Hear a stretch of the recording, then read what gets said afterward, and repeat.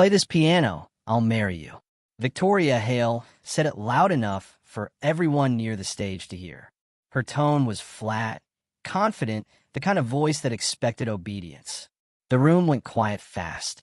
Marcus Reed stood still with a tray of empty glasses in his hands.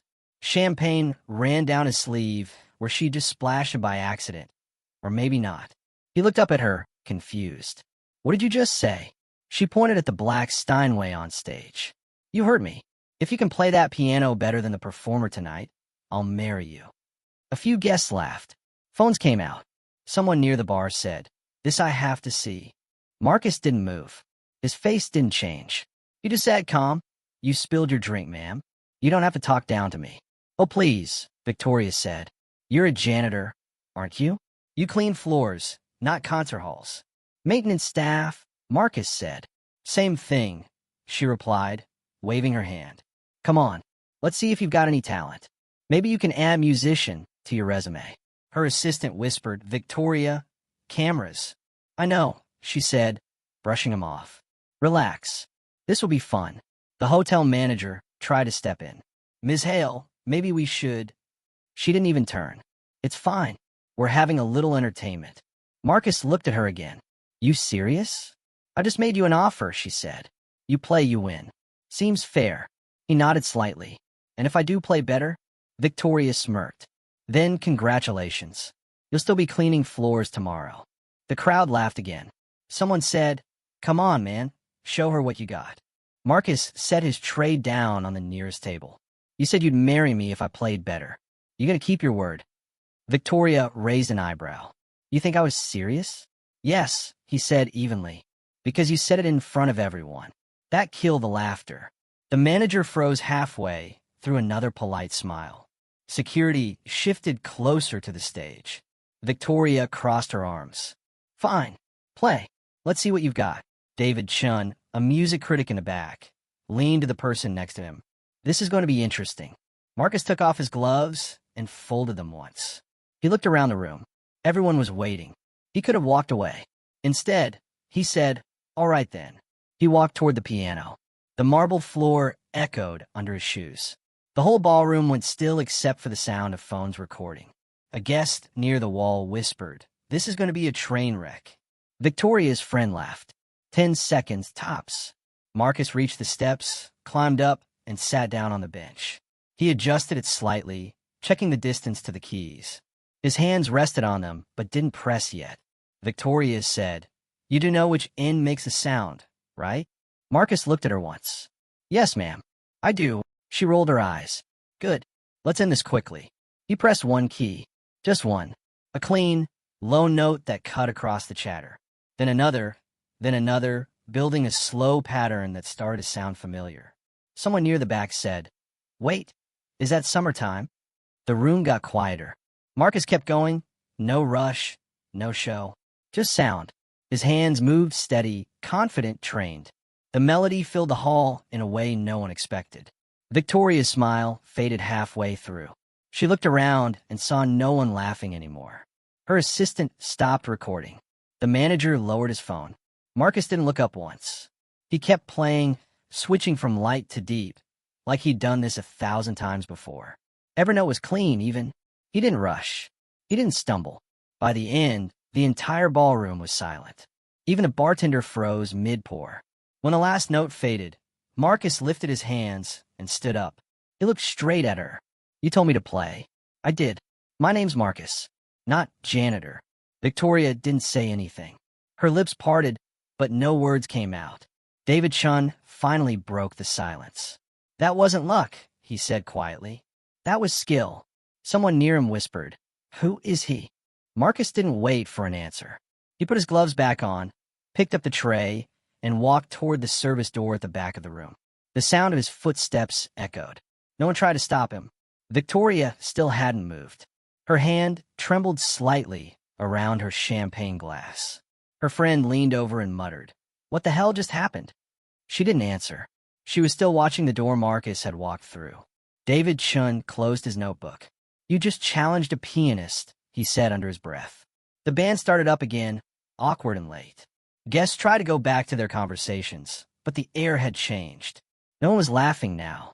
In the far corner, Gloria, one of the older cleaning staff, whispered to another worker. He told me once he used to play. Play where? The younger one asked. Didn't say, Gloria replied. Guess we know now.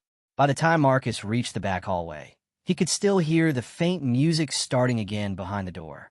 But it didn't matter. He'd already said everything he needed to with one piece. And that was how the night really began. The service elevator doors closed, cutting off the music from the ballroom. Marcus leaned against the wall, still wearing his gloves. His hands were shaking, not from fear, just leftover adrenaline. The elevator stopped at the basement level. Gloria Johnson was waiting with a mop and a bucket. She looked up when she saw him. What happened up there? Everyone's talking. Marcus shook his head. Nothing that matters. Gloria frowned. You're lying. I heard Victoria Hale said something about marrying you. He sighed. She was making fun of me. I played the piano. Gloria froze. You what? She dared me. So I played. She stared at him. You actually did it? In front of all those people? Yes.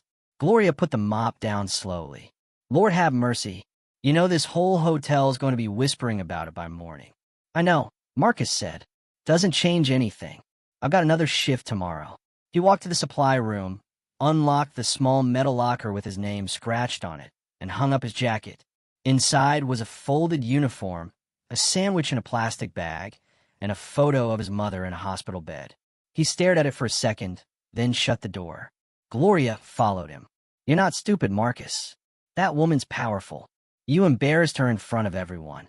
She embarrassed herself, he said quietly. Gloria sighed. I'm not saying you were wrong. I'm saying people like her don't forget. Be careful. He sat down on the small bench near the lockers. She's not the first one to look at me like that. Maybe not, Gloria said. But she's the first one you answer back to. He didn't reply. The clock on the wall ticked loud in the quiet room. Upstairs, a faint buzz came from his phone. He checked it. New message from coworker, 10:47 p.m. Bro, you're on TikTok. Everyone saw it. He opened the link. A short video, Victoria's voice saying, play this piano, I'll marry you, then in playing Summertime. Comments already flying. That janitor just humbled a billionaire. Who is he? Find Marcus read. He put the phone down, staring at the floor. Gloria leaned over his shoulder. Well, looks like you're famous. I didn't want that. Doesn't matter what you wanted. You got it now. He rubbed his face with both hands. They're going to twist it. They always do, she said. You just tell the truth if anyone asks. He gave a tired laugh. No one asks the janitor. Gloria nudged his shoulder. They will now. The door swung open. The night supervisor, Mr. Lawson, stepped in. Marcus, upstairs wants to see you. Marcus stood. Now, Lawson said. PR and management. You should change first. I'm fine. Lawson hesitated. They're calling it a misunderstanding. You're supposed to apologize. Marcus stared at him. Apologize for what? Lawson shifted. You made Ms. Hale uncomfortable. She humiliated me in front of 100 people. Doesn't matter. She's the client. Gloria crossed her arms. So, was he supposed to say sorry for playing piano? Lawson didn't answer. He just looked tired. Look, I'm trying to save your job. Marcus grabbed his badge from the locker. I didn't start this. Marcus, please, Lawson said. They're angry. Let it cool down. I'm not going to lie, Marcus said. Not even to keep this job. Lawson exhaled. Then don't expect help when they write you up. He walked out, leaving the door open behind him. Gloria looked at Marcus. What are you going to do? Go home. Sleep. Show up tomorrow. She shook her head. That's not going to be enough this time. He didn't answer. He grabbed his jacket and headed to the staff exit. Outside, the night was cold and loud with traffic. A man selling hot dogs at the corner looked up. Hey, you that guy from the video, right? Marcus stopped. Already? Yeah. Everyone's talking. You play that song, man. Respect. Marcus didn't respond. He just walked toward the subway entrance. By the time he reached his small apartment in Queens, the video had hit 1 million views. His phone buzzed nonstop. Hero Janitor. Billionaire humbled. Play this piano guy. He dropped the phone on the table and sat down. The piano in his corner, old, scratched, one pedal broken, waited. He looked at it for a long time before touching the keys. He played the same melody quietly, slower. No cameras this time. Just notes, one after another, until the noise in his head stopped. Then he turned off the light and sat in silence. By morning, the video was everywhere. The hotel group chat blew up before sunrise. Links, screenshots, memes. Everyone had seen it. Victoria Halesdare, Marcus's calm face, the piano. When Marcus clocked in at 7:58 a.m., heads turned in the hallway. Some smiled. Others just stared. Nobody said it out loud, but he knew. Gloria met him near the laundry room. "You're trending." "I figured," he said. "You seen the news?" He hadn't. She showed him her phone. A headline read, "Billionaire mocks janitor. Gets lesson she won't forget." He gave a small, dry laugh. "That's creative." "You should see the comments," Gloria said. "Half the city's on your side. Half isn't enough when the other half signs my paycheck." Gloria lowered her phone. "You think they'll fire you?" He shrugged. Wouldn't be the first time someone tried. The door opened. Lawson, the night supervisor, walked in, eyes heavy. "Marcus' office." "Now," Gloria whispered. "Don't let them talk you into apologizing." "I won't," he said. Upstairs, the manager's office smelled like coffee and perfume. PR staff sat around the small table. Young, sharp, nervous. Marcus stayed standing. The general manager, Mr. Keating, cleared his throat. "Marcus, this situation's gotten attention." "I noticed." Keating forced a smile. "We're trying to contain it. Ms. Hale's team is handling her side. We'd like you to issue a short statement." Marcus frowned. "Statement for what?" "Just something simple," a PR woman said. "Like, it was a misunderstanding, no hard feelings. You know, professional tone." "I'm not a spokesperson," Marcus said. "I clean floors." "Right," Keating said quickly. "But this could calm things down." Marcus stared at him. "She insulted me in front of everyone. I didn't do anything wrong." Keating shifted. "Marcus, let's be practical. Ms. Hale is a major client. She could sue the hotel if this keeps growing." "For what?" Marcus asked. "For playing the piano?" Silence. The PR woman tried again. "We're asking you to cooperate, not confess. It helps everyone." Marcus shook his head. "I'm not apologizing for being humiliated." Keating sighed. "Then maybe take some unpaid leave. Until this dies down." Marcus laughed once. "So you want me invisible again?" "Marcus." "I get it," he said, turning to leave. "You don't want truth. You want quiet." He walked out before anyone replied. Downstairs, Gloria waited near the elevator. "Well, they want me to shut up." She nodded slowly. "Figures." He grabbed a mop from the cart. "Work's work." Gloria watched him for a second. "You know, there's a reporter asking for you." "Who?" "David Chun, the guy who was there last night. He called the front desk, asking for your number." Marcus stopped. "What did you tell them?" "That you don't talk to press during work hours." "Good," he said. "Let him write whatever he wants." "You sure?" He sounded decent. Said he wanted to tell the real story. Marcus didn't answer. He went back to mopping. An hour later, his phone buzzed again. Unknown number. He ignored it. Then again. Then a message. "Mr. Reed, this is David Chun. I like to talk. Off record. Coffee my treat." He stared at the screen. For a long time. Then typed one line. "Not today." By noon, people were whispering openly. Staff, guests, even delivery guys. Someone called him the piano man. Someone else asked for a selfie. He kept his head down. At lunch, Gloria sat across from him in the break room. "You can't hide forever, Marcus." "I'm not hiding. I'm working. They'll spin it their way if you don't speak." "Let them," he said. "Truth doesn't need a press release." "Maybe not," she said. "But lies get better marketing."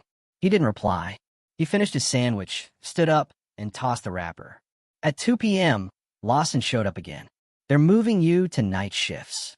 Marcus stared. "That's punishment. Call it management's decision." He nodded once. "Fine." Lawson looked uneasy.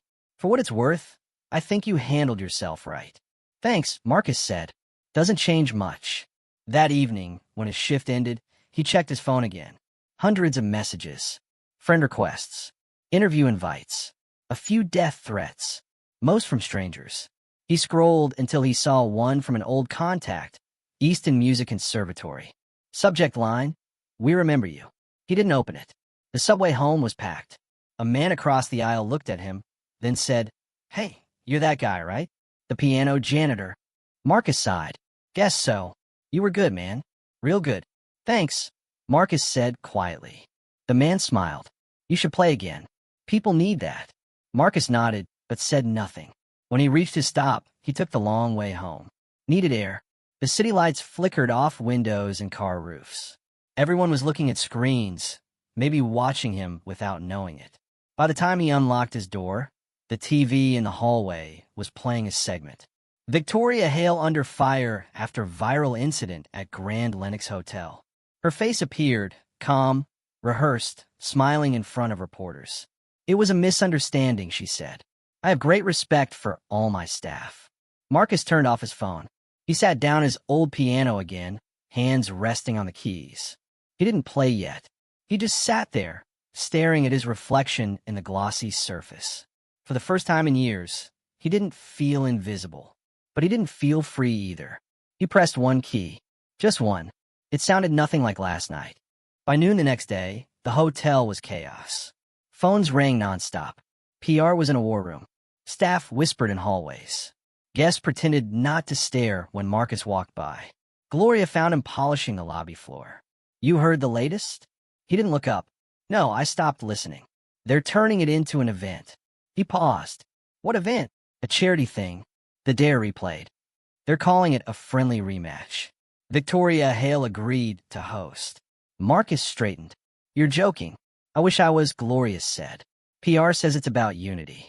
Everyone knows it's about damage control." He leaned on the mop. "They're really going to do this." "Tonight," she said. "Press invited. Cameras, sponsors, everything." He laughed quietly. "They think this'll fix it." Gloria crossed her arms. "You going?" "I work here," Marcus said. "I don't get to choose." Before she could reply, Lawson walked over, face tight. "Marcus, upstairs wants you." "For what now?" "They want you to play. On camera." Marcus turned to him. "Not happening." Lawson kept his voice low. "You don't have a choice. If you refuse, they'll fire you. They've got statements ready either way." Marcus shook his head. "They turn humiliation into entertainment. And I'm supposed to smile through it?" "That's PR," Lawson said. "They sell stories, not people. Then let them play the piano themselves." "Marcus, listen." He walked away before Lawson could finish. Upstairs, the conference room was full. PR, legal, hotel execs, all talking over each other. Victoria sat at the end of the table, calm, in control again. The cameras loved her. Marcus stood near the door. No one acknowledged him for a good 30 seconds. Then Victoria looked up. "Marcus, glad you came." He stared back. Didn't have much of a choice. Her tone stayed smooth. "We're hosting a small follow-up tonight. For charity. We'd like you to participate. It'll help everyone move on." Marcus didn't answer. Keating jumped in. "You'll be paid, of course." Marcus looked at him. "Paid to make everyone forget what happened." "Paid for your time," Keating said. Victoria leaned forward. "It's not about forgetting. It's about showing unity. People love redemption stories." He laughed once. "Redemption for who?" Her eyes flickered. "For both of us." He shook his head. "I don't need redemption. I didn't do anything wrong." Victoria's smile tightened. "You humiliated me in front of investors." "You humiliated yourself," Marcus said. "I just played." Silence. The PR director cleared her throat. "We can reframe this, Ms. Hale. If we call it a joint performance, it looks like reconciliation." Victoria nodded slowly. "Yes, that's the angle." She turned to Marcus. "One song. Together on stage. That's all I'm asking." He frowned. "You play piano?" "No," she said. "But I can sit next to it." He stared at her for a long moment. "You really think that'll fix what you did?" "I think it'll stop the bleeding," she said. The PR woman added, "Public forgiveness matters more than private truth. That's how this works." Marcus looked at her. "Not to me." He turned to leave, but Victoria's voice followed him. "Marcus!" He stopped at the door. She said quietly, "If you don't show up tonight, this becomes your fault. That's how the story will read. Think carefully." He didn't answer. He just walked out. Back in the staff hallway, Gloria was waiting. "Well, they want a show," he said. "A fake apology with music." "You said no?" "I said nothing." Gloria looked worried. She'll spin it. You know that. I know. She hesitated. Then what are you going to do? Marcus leaned against the wall. I don't know yet. They stood there in silence until Lawson came jogging down the hall. Marcus, PR just confirmed. You're scheduled to play at 8 tonight. It's already on social media. He pulled out his phone. A post from the hotel's account read, Grand Lennox charity performance. Marcus Reed returns for a night of music and unity. Comments exploded under it. He better play again. Don't let her off easy. Make her keep her word. Gloria read over his shoulder. They turned you into content, Marcus said quietly. Then I'll make sure it's not the story they expect. She frowned. What does that mean? He picked up his gloves. It means if they want music, they're going to hear the truth. That night, the lobby transformed into a stage again. Cameras lined the back. PR whispered instructions. Guests filed in like it was a movie premiere. Marcus waited behind the service door, wearing the same uniform. Gloria stood beside him. You sure about this? Yeah. You got a plan? I'll figure out when I start playing. Marcus, she said softly. She's got lawyers and a script. He looked at her. And I've got keys. At 8 sharp, Victoria walked on stage, smiling under the lights. She said into the mic, tonight is about healing. About learning from each other. Applause. Cameras flashing. Then she looked toward the door. Please welcome Marcus Reed. He stepped out calm, quiet. No smile. No bow. He walked to the piano, sat down, and glanced at her once. She said into the mic, we'll be performing together. Marcus spoke into his mic, no. Just me. The crowd stirred. PR froze. Victoria's smile stayed frozen. Marcus placed his hands on the keys. This isn't a show, he said. It's what happens when someone who cleans the floors gets tired of being treated like he doesn't exist. Then he played. The ballroom was full again, brighter than before. Reporters lined the back wall. Guests in their finest clothes filled every table. The smell of champagne and nerves hung in the air. Marcus sat at the piano. Victoria Hale stood beside him, smiling for the cameras. Her voice came through the microphone, smooth and careful. We're here tonight to show that music connects us all. Mistakes can become lessons when we listen. Polite applause followed. She turned slightly, whispering through her smile, You ready to play your part? Marcus looked straight ahead. I'm not playing your part. Just mine. Her smile froze for half a second before she turned back to the crowd. Let's begin. The room went still. Marcus lowered his hands to the keys. He didn't rush. He took a breath, long enough for people to start wondering what he would do. Then he played. The first notes were low and steady, not loud, not showy, just clean. The melody rose, slow at first, then stronger, carrying through the room like a voice that had been silent too long. Phones came up. People forgot to whisper. Even the waitstaff stopped moving. Gloria watched from the service door. She mouthed the word damn under her breath. Victoria tried to keep smiling, but her eyes gave her away. She hadn't expected this. She expected something small, polite. What she heard wasn't polite at all. It was raw, exact, deliberate. Marcus didn't look at anyone. He just played. The song wasn't Summertime this time. It was something heavier, a mix of classical structure and gospel rhythm. It sounded like control, like a man refusing to break. David Chun, standing near the press area, whispered to the person next to him, That's no amateur. He's trained. The person whispered back, Where? Don't know yet, Chun said, but I'm going to find out. When Marcus reached the bridge, he shifted style completely. His left hand hit the bass with power, his right hand soared. The melody turned sharp, unpredictable. It wasn't about showing off. It was about making everyone in that room feel what silence had cost him. You could hear someone near the back say, quietly, He's angry. Another answered, He's honest. By the third minute, even the photographers had lowered their cameras. The music did what no statement or apology could. It made the room feel small and human again. Victoria turned toward him, trying to recover her image. Beautiful, she said, loud enough for the microphones to catch. Marcus kept playing, didn't respond. The music kept building, rising towards something no one saw coming. Then he stopped. Abrupt, sharp final. The silence hit harder than the sound had. He turned to Victoria. You wanted unity, he said. There it is. everyone listening for once. No one moved. The crowd waited for her to answer. She forced a laugh. That was impressive. Marcus looked at her. You said you'd marry me if I played better than the professional. The air in the room shifted. Cameras zoomed in. You could almost hear the reporters' pens move. Victoria blinked fast, her jaw tightening. Marcus, that was a joke. You said it in front of everyone, he replied. Didn't sound like a joke then. The manager tried to step forward. Let's keep this positive. Marcus raised his hand slightly, still calm. You made me a promise in public. I'm not asking for marriage. I'm asking you to keep your word in some way. That means something. Victoria's voice came out clipped. And what exactly would that be? He looked out at the audience. Respect. Fair pay for the staff. Training for promotions. Maybe treat the people who clean your floors like they're part of this building, not its background. The crowd started murmuring. Someone clapped once, then stopped, unsure. Victoria's smile twitched. You're using this for attention. I've had attention for 2 days, Marcus said. That's not what I want. Then what do you want? He looked at her directly. I want you to stop pretending this was ever about music. For a second, no one breathed. Then applause broke out from the back. One person, then another, then the whole room. Reporters shouted questions. Cameras flashed. Victoria stood frozen, still smiling, but clearly cornered. Shun stepped forward, recording. Marcus, what are you going to do next? Marcus replied without looking at him. Finish my shift.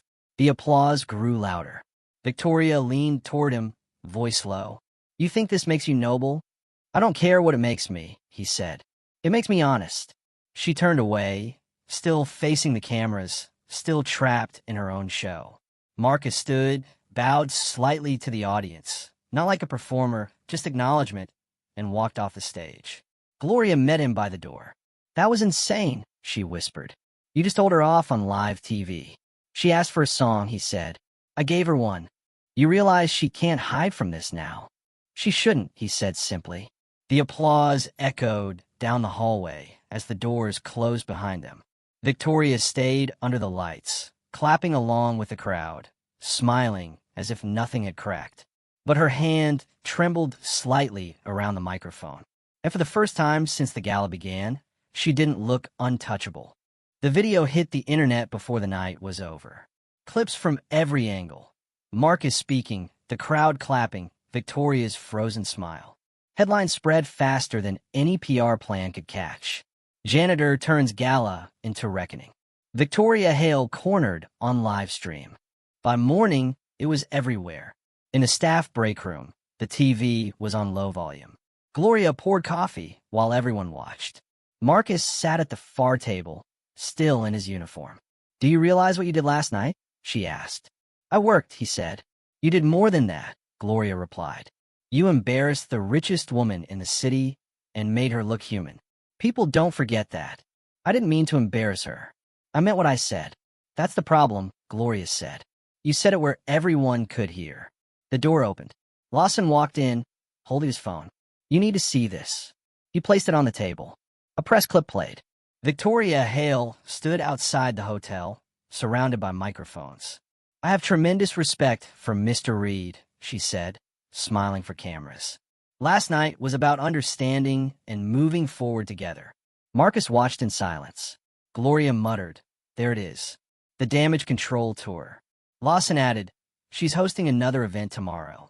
PR calling it a charity partnership. Guess who's invited to perform again? Marcus didn't look up. They didn't ask.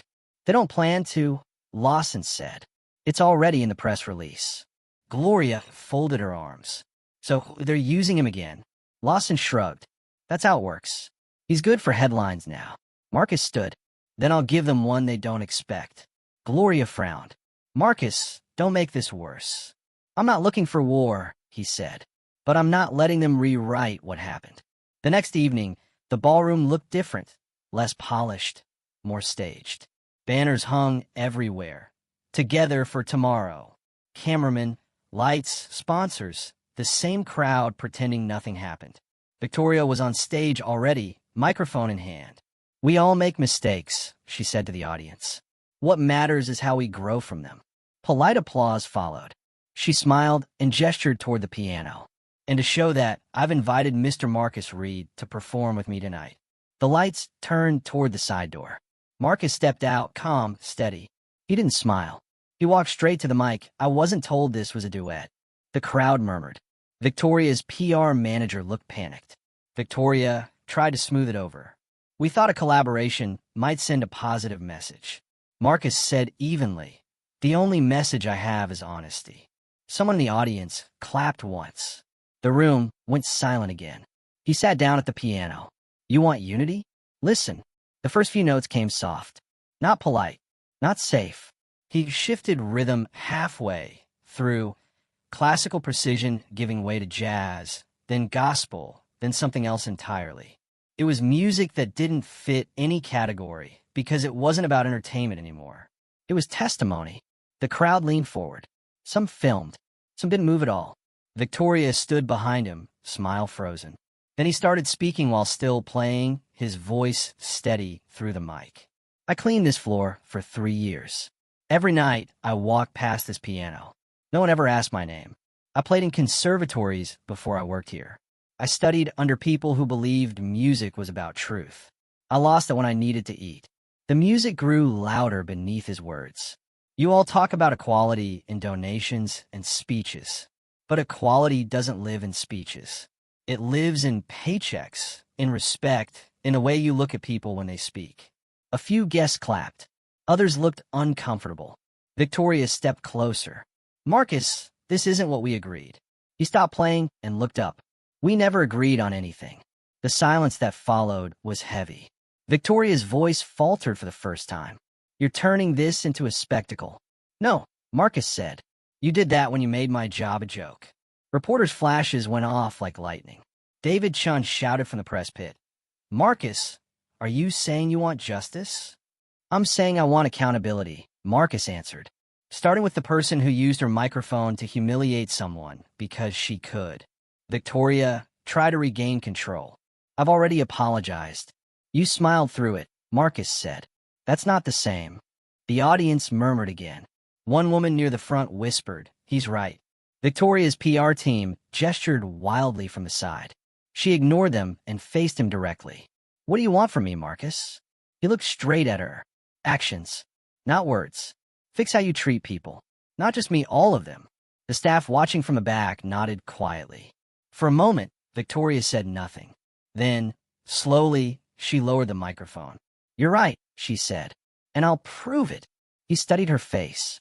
"You're serious this time?" "Yes," she said. "Tomorrow morning, we start with pay equity and scholarship funding. I'll meet with management myself." "Then do it," Marcus said. "Not for me. For the one still cleaning while you're on stage." The audience broke into applause again. This time it didn't stop. Victoria turned away from the cameras and said softly, "You got your word, Marcus. I'll keep it." He nodded once, stood, and walked off the stage. Gloria waited by the side door, eyes wide. "You really just said all that in front of the press?" He gave a small smile. "They want a story. I gave them the truth." She shook her head. "You might have just changed this whole hotel." "Maybe," he said. "Or maybe I just stopped pretending." The applause was still echoing when the stage lights dimmed. Victoria walked off first, head high, expression unreadable. Marcus followed a few seconds later, his pace steady, his hands still shaking from the piano. Security closed the ballroom doors behind them. The noise outside dropped instantly. Only the low hum of the ventilation remained. Victoria stopped near the manager's office. "Inside," she said quietly. Marcus hesitated. "You want to yell in private now?" She looked back. "I want to talk where the cameras can't twist it." He stepped inside. The door closed. The soundproof walls made it feel like another world. For a few seconds, neither spoke. Victoria leaned against the desk, arms crossed. Marcus stood near the window, staring at the city lights outside. She broke the silence first. "You could have warned me." He turned. "About what?" "That speech. You turned my event into a confession booth." "I didn't plan it," he said. "You invited me on stage to play. I played the truth." Victoria sighed. "You embarrassed me in front of everyone again." He met her eyes. "You embarrassed yourself. Twice." Her jaw tightened. "You don't understand how this world works. There are consequences. Investors, sponsors, people who don't care about your truth. I do understand, Marcus said. I've been living those consequences since the day I put on this uniform. Victoria looked down, pressing her thumb against the edge of the desk. You made me look cruel. You were cruel, he said calmly. But you also had a choice tonight. You didn't have to agree with me on stage. You did. She looked up sharply. You cornered me. No, I gave you a chance to mean what you said. Silence again. The kind that fills a room when two people run out of excuses. Victoria dropped her arms. You think one speech fixes everything. I don't, Marcus said. But it's a start. She paced once, then stopped in front of him. You made promises for me. Scholarships. Pay reform. Public action. Do you even know what that costs? Yes, Marcus said. It costs what it should have cost from the start. She exhaled sharply. You talk like money doesn't matter. It matters, he said. But people matter more. Victoria stared at him for a long moment. You sound like someone who never had to manage a company. And you sound like someone who forgot why you have one, Marcus said quietly. That landed harder than either expected. Victoria turned away, hand over her mouth, thinking, you could have asked for anything last night. Fame, money, even revenge. You didn't. Why? He shrugged. Because none of that cleans a floor. She frowned. That's not an answer. It is for me, he said. I just wanted you to see us. The people who keep your world shiny enough for you to stand on. She leaned against the desk again. You think I don't see them? I think you see them as part of the wallpaper. Her voice dropped. And what about you, Marcus? You think you're better than me now? He shook his head. No, I just stopped pretending I was smaller. Victoria looked away again. You're not the same man from that first night. I was always the same, he said. You just didn't look close enough. The silence stretched. Then she said quietly, you're right about one thing. I have power. I've used it wrong. But don't mistake guilt for surrender.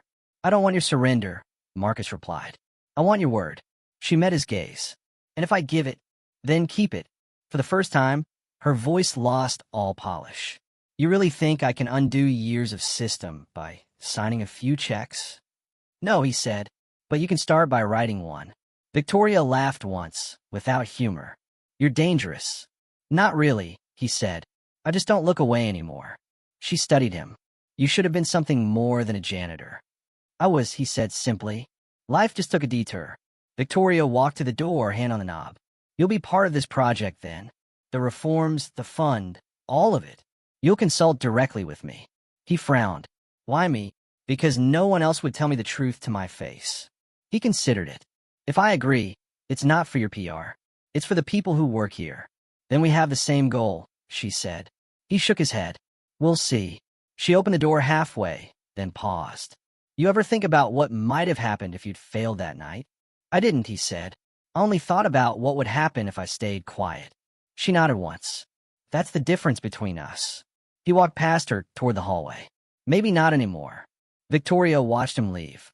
When the door shut, she looked down at her reflection in the glass table.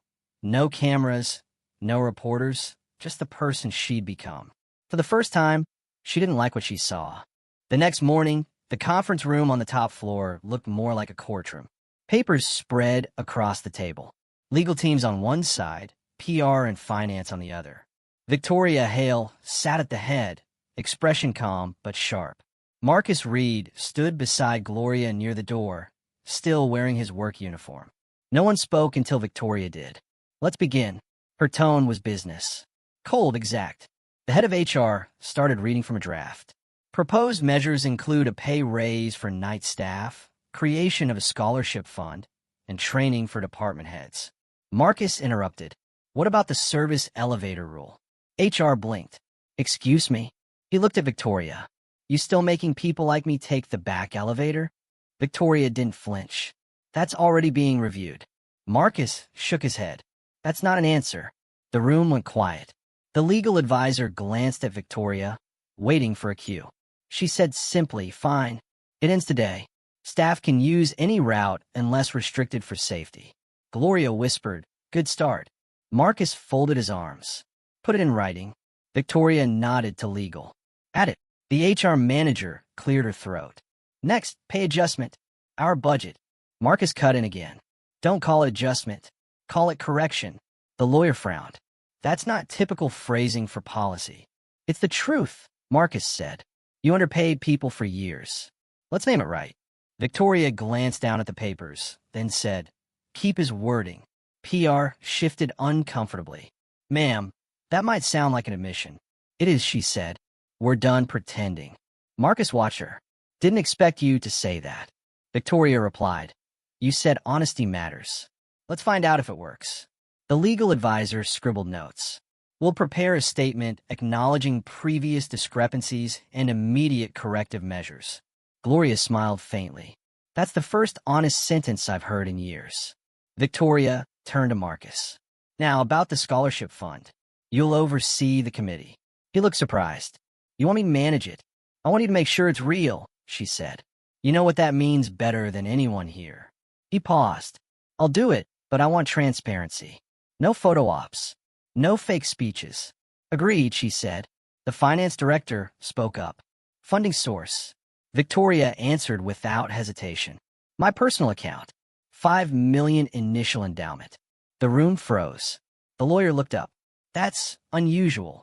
Victoria replied. So is what happened. Let's stay consistent.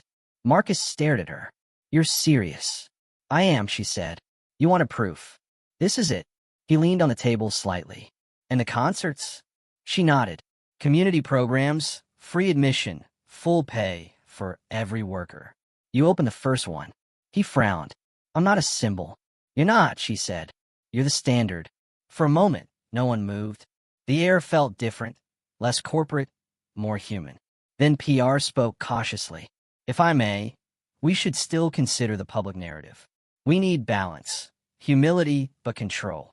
Victoria's voice hardened. No control. We'll announce it exactly as it is. Marcus added, start the press release with this line. We were wrong. We're changing how we treat people. The lawyer sighed. That's risky. Victoria replied, it's right. Gloria leaned toward Marcus, whispering, I think she means it. He kept his eyes on Victoria. We'll see when the paperwork's done. She met his gaze evenly. You don't trust me yet. Not yet, he said. Trust doesn't start with promises. It starts with action. Victoria nodded slowly. Then I'll earn it.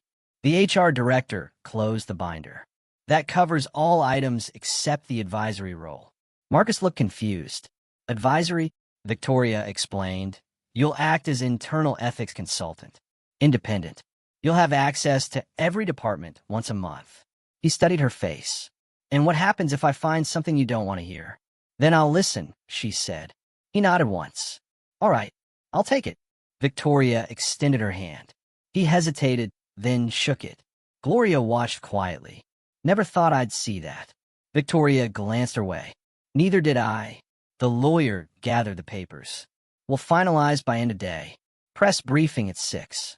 Marcus asked, and if someone upstairs tries to block this? Victoria's tone didn't change. They'll find another job. Gloria smirked. That's one way to lead. Victoria looked at her. You'll be part of the listening sessions. You've been here long enough to know what people actually think. Gloria blinked. You want me in meetings with executives? Yes, Victoria said. If they can't look you in the eye, they don't belong here. The room went silent again. Then Marcus said, quietly, this is the first meeting in this building that sounds like it means something. Victoria looked at him. It should have sounded like this from the beginning. He nodded. Then keep it that way. She replied, I will. The lawyer handed her the final page to sign. She didn't hesitate. The pen hit paper once hard. Victoria stood. We're done here. Marcus looked at the signed document, then at her. This doesn't fix everything. I know, she said, but it fixes something. He gave a small nod. That's a start. By 6 o'clock, the lobby had been turned into a stage again. Rows of chairs, microphones on stands, cameras everywhere. The hotel's logo hung behind the podium. Victoria Hale stood in the center with a folder in her hand. Marcus waited a few steps to her right, arms crossed, still in his uniform. Gloria stood farther back with the other staff, watching. Reporters whispered while setting up recorders. Everyone knew this wasn't a routine press event. The PR director stepped forward. All right, everyone. Ms. Hale will begin with a statement, then take questions. Victoria adjusted the microphone. Her voice came out clear, controlled. Good evening. I want to speak plainly. What happened at the gala was wrong. I disrespected an employee who deserved better. I've apologized to him privately, and now I'm doing it publicly. The room fell quiet. She continued, steady but firm. Mr. Marcus Reed reminded me that respect isn't selective. It doesn't depend on titles or clothes. It's a basic rule I failed to follow. A few reporters nodded, scribbling. Victoria opened the folder. Today, the Whitmore Group is announcing 6 immediate changes. She read each one clearly. 1.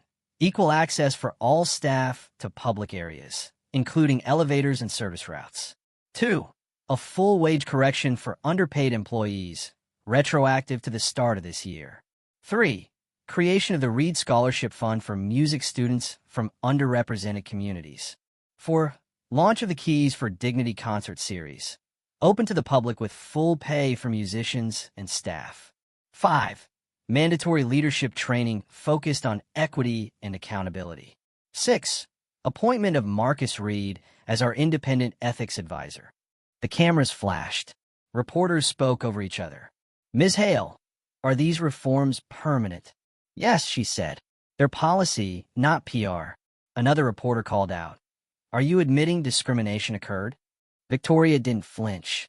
Yes, I'm admitting it happened here, and I'm responsible for changing it. Murmurs filled the room. A journalist near the front asked, what made you change your approach? Victoria looked at Marcus, a man who refused to stay silent. Marcus didn't move, didn't smile. He just said, sometimes you need someone to tell the truth out loud. The room went still again. Another question came from the side. Mr. Reed, how does it feel to stand next to her now? Marcus said quietly, it's not about standing next to her. It's about standing as myself. Reporters scribbled faster. Gloria whispered to another staff member, that's going to be the headline. A young reporter in glasses raised her hand. Ms. Hale, some people online are saying this is performative, that you're saving your reputation. Victoria took a breath. They're right to question me. I've spent years running this place with rules that hurt people. The only way to prove I've changed is by doing the work, not just saying it. Marcus added, ask her again in 6 months. See if the promises still stand. Laughter rippled lightly through the crowd, tense but real. A senior reporter leaned forward. Mr. Reed, why did you agree to be part of this? He looked around the room before answering. Because if I walked away, they'd rewrite what happened. I'm here to make sure they don't. Victoria nodded. And I'm here to make sure he can. The next question came fast. Are you two working together now? Yes, Victoria said simply. He'll audit us. He'll tell me when we fail. Marcus added. And I'll keep telling the truth, even if it's uncomfortable. Cameras flashed again. Another reporter shouted, is it true you're funding the scholarship personally? Victoria replied, yes. 5 million to start. More if it grows. Why use your own money? Because this began as my mistake, she said. It should cost me, not the company. The statement drew a wave of murmurs. Gloria smiled faintly. That's the first time I've heard her sound like a person.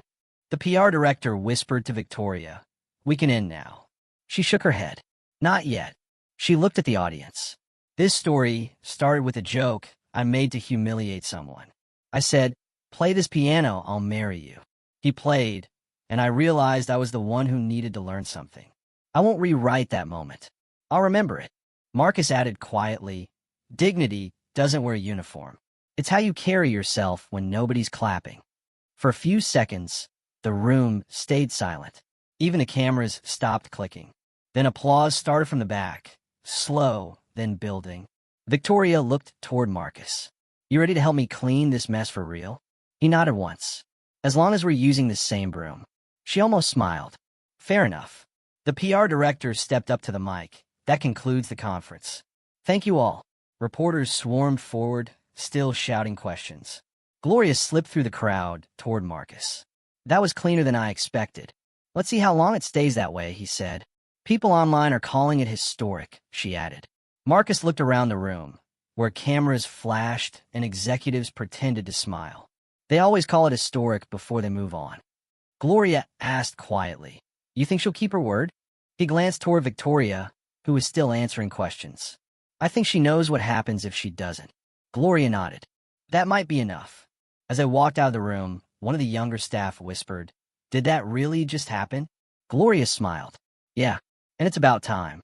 3 weeks later, the first Keys for Dignity concert took place in a small theater in Harlem. No red carpet, no chandeliers, just a stage, a few rows of folding chairs, and a crowd that actually lived nearby. Victoria Hale arrived early. She didn't wear designer clothes this time. Simple shirt, flats, hair tied back. Gloria met her at the door. "Didn't think you'd show up before everyone else." "I said I would," Victoria replied. "And I'm not breaking another promise." Gloria nodded. "Good answer." Marcus was on stage, checking the piano. Same steady posture, same quiet focus. Victoria walked up the aisle slowly. "You ready for tonight?" He didn't look up. "Always ready to work." "You don't make small talk, do you?" "Not when I can tune instead," he said, pressing a key. She smiled a little. "You know, the last time I stood near a piano with you, I was the worst version of myself. And now, I'm trying to be the version that listens." Marcus straightened, turned toward her. Then we're both learning. The sound crew gave the signal. Doors opened. People filed in, families, local students, other hotel staff. No champagne, no press section, just people. When the lights dimmed, Victoria walked on stage first. She stood at the mic and took a breath. "Good evening. 3 weeks ago, I said something cruel that became public. Tonight, we start changing that story." A few claps, quiet but sincere. She gestured toward Marcus. "This man showed me what respect sounds like. Please welcome Mr. Marcus Reed." Applause grew louder. Marcus nodded once, walked to the piano, sat down, and adjusted the bench. He didn't speak into the mic this time. He just looked out at the crowd. No suits, no diamonds, just faces that looked like his own. He began to play. The first piece was soft, simple, built from 4 notes that repeated like breathing. The melody filled the room slowly, the kind of sound that didn't need to prove anything. Gloria whispered from the side, "That's him. No cameras, no noise, just him." Victoria listened from the edge of the stage, hands folded. Her phone was off. Halfway through the piece, Marcus looked up briefly, saw a boy in the front row staring at his hands. The kid couldn't have been more than 10. Marcus gave a small nod and kept playing. The music shifted, richer now, more confident.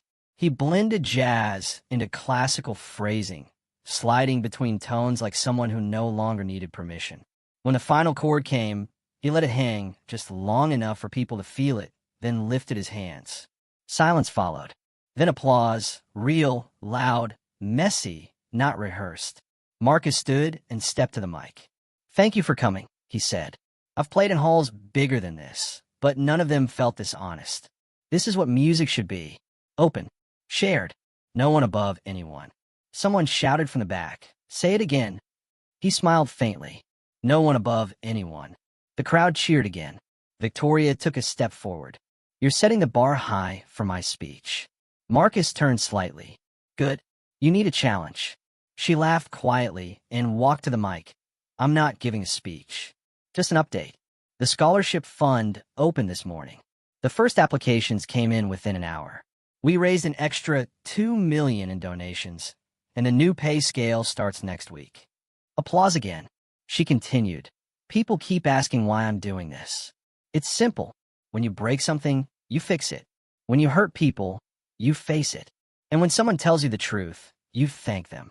She turned to Marcus. "Thank you." He nodded. "Keep doing it. Don't thank me until it lasts." She smiled. "That's fair." Gloria walked on stage, carrying a small plaque. "This isn't fancy," she said, "but it's ours." It read, "Dignity has no uniform." She handed it to Marcus. "For reminding us." He looked at it for a long second, then said, "You all reminded yourselves. I just played." The crowd laughed softly. After the concert ended, people stayed behind to talk. A young woman approached Marcus with a worn notebook. "I used to play, but I quit. Tonight made me want to start again." He nodded. "Then start. Don't wait for someone to tell you you're allowed." Gloria found him packing up cables. "So how's it feel?" "Like work," he said. "The kind that matters." "Think she'll keep it up?" "She will," Marcus said, "because now everyone's watching." At the other end of the hall, Victoria helped volunteers stack chairs. A man in a suit offered to take over. She shook her head. I said I'd do it. Marcus watched her quietly, then joined in without a word. They worked side by side. No lights, no reporters, just two people cleaning up after something real. When they finished, Victoria looked at him. You think this is enough? It's never enough, he said. But it's the right direction. She nodded slowly. Then we keep going. He held the door open as she stepped out. After you, he said. She smiled. You really don't let anything slide, do you? Not anymore. Outside, the night was quiet. A few students lingered near the posters with his name on them. One of them waved shyly. Marcus waved back. Gloria called out from the doorway. Don't forget the next show's in Brooklyn. Marcus turned. I'll be there. Victoria looked at him. So will I. They walked down the steps together. No spotlight, no crowd, just the sound of city traffic in the distance. For once, nobody looked invisible. And that was enough. The next Monday morning looked like any other workday. The hotel lobby was quiet except for the sound of carts, vacuums, and rolling trays. Marcus Reed walked in wearing the same uniform as always. But something was different. People spoke. They didn't look through him. They looked at him.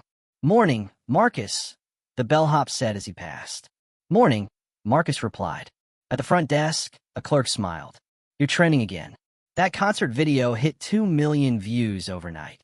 He shrugged. Let the music do the work. Gloria came around the corner, carrying her clipboard. You realize you've got a meeting at 10 with management, right? Marcus frowned. What for? You're on payroll now as an advisor. Time to earn that title. He smirked. Guess I should have ironed the shirt. You'll survive, Gloria said. They walked together toward the elevator. For the first time, she didn't press the service button. She pressed main lobby access. Marcus looked at her. You sure about that? New rule, she said. Everyone uses the same doors now. When the doors opened, 2 maintenance workers were waiting. Morning, Mr. Reed, one said, half nervous. He corrected gently. Just Marcus. They smiled. Good to have someone like you up there for us. He nodded. I'll do what I can. The management office was brighter than he remembered. Victoria Hale stood by the window, reviewing papers. She turned when he walked in. You're on time, she said. You said 10. I also said I'd take the service elevator with staff today, she added, holding up her key card. Then let's see if you meant it. They walked together down the hallway. The same security guard from that first night saw them coming and froze for half a second. Victoria nodded at him. Good morning, Darren. He straightened. Morning, Ms. Hale. Morning, Marcus. Marcus smiled slightly. Good to see you, Darren. They stepped into the service elevator. The metal doors closed quietly. Victoria exhaled. You know, the first time I told you to stay out of sight, I thought I was protecting order. You were protecting comfort, Marcus said. She nodded. I know that now. The doors opened on the ground floor. Housekeepers, bellhops, kitchen staff. Everyone turned for a moment. Then one by one they spoke. Morning, Marcus. Morning, Marcus. Good to see you, Marcus. No one said buddy. No one said you there. Just his name. He looked around, nodded once, and said, Morning, everyone. Victoria stood beside him, quiet. Gloria appeared from the hallway. Feels different, doesn't it? Marcus looked around. Yeah, sounds different too. He picked up his mop handle, same one as before. Time to get back to work. Gloria grinned. Still cleaning after changing the building? He smiled. Someone's got to keep it shining. As he walked across the lobby, the marble reflected light back at him. This time, it didn't feel like glare. It felt like acknowledgement. He wasn't invisible anymore. He was Marcus Reed.